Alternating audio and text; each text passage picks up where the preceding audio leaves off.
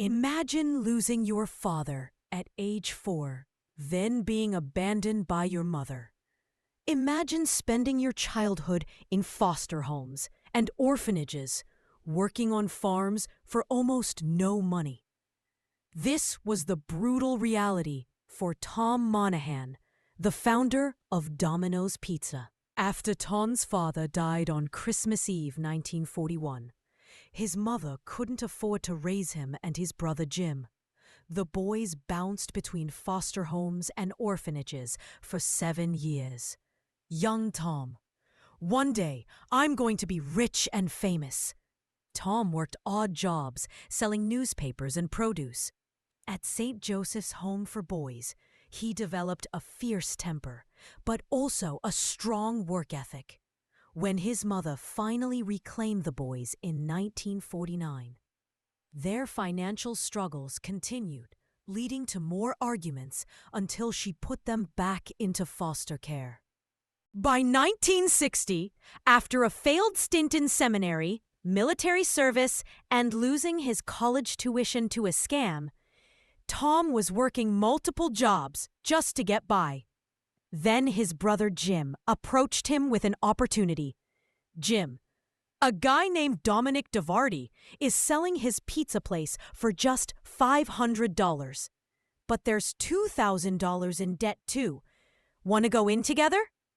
The brothers pooled their savings, took out a $900 loan, and bought Dominic's Pizza Shop.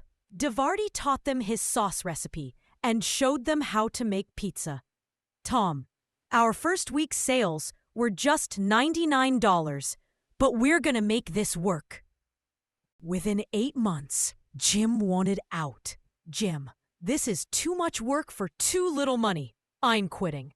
Tom traded Jim's half of the business for their delivery Volkswagen, one of the worst business deals in history. Tom committed fully to the pizza business, working 100-hour weeks, sleeping in the store, and eating only burnt pizzas. Tom, I'm going all in. I'm going to be a pizza man. Tom sampled pizzas from competitors, taking notes on what worked. An Italian restaurant owner taught him how to make better sauce, improving his product. With his first store stabilized, Tom opened a second location near Central Michigan University. When forced to limit his menu one night due to staff shortages, Tom discovered something crucial. The simpler menu led to higher profits. We don't need 5 sizes, just a 12-inch pizza. One size, fewer toppings. Simpler menu, faster service. Tom made another bold decision. Focus entirely on delivery, eliminating sit-down dining.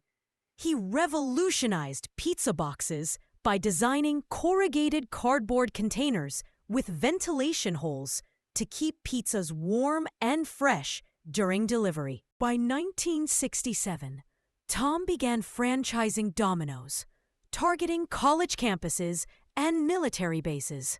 By 1969, Domino's had opened 32 new stores, but he had expanded too quickly. Banker, you're $1.5 million in debt.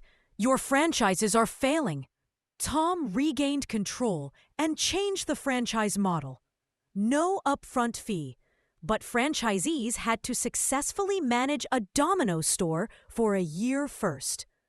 He created a central hub where ingredients were prepared, ensuring consistency and reducing costs.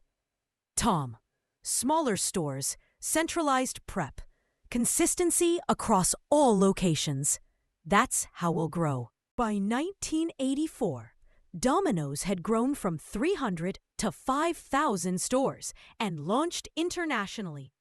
Tom's innovative 30 minutes or it's free guarantee boosted sales dramatically. Customer, either we get fast pizza or we get free pizza. But the guarantee led to tragedy. Multiple fatal accidents involving delivery drivers made headlines. News reporter, another Domino's driver has died in an accident. Critics say The company's delivery policies are causing dangerous driving.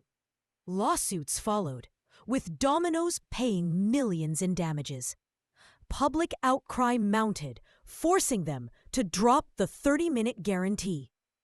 In 1989, Tom used Domino's Foundation to donate $110,000 to anti-abortion causes, triggering nationwide boycotts. Tom, I didn't want to make a target out of the company because of positions I wanted to take. In 1998, Tom sold Domino's to Bain Capital for $1.1 billion. By 2008, Domino's quality had plummeted, with customers comparing their crust to cardboard. The stock fell to $3 per share. New CEO Patrick Doyle faced the crisis head-on. Patrick, we need to completely reinvent our pizza and be honest with our customers. Domino's launched a revolutionary ad campaign admitting their pizza was terrible, then unveiled a completely reformulated recipe. They invested heavily in technology, becoming pioneers in online ordering and delivery tracking. Patrick, we're not just a pizza company. We're a tech company that happens to sell pizza. Your strategy worked brilliantly. Domino's stock soared nearly 4,000%, making it one of the best-performing stocks of the decade. In 2019, after 60 years in business, Domino's finally claimed the title of world's largest pizza chain. From orphanages to pizza empire, Tom Monaghan's story embodies both tragedy and triumph.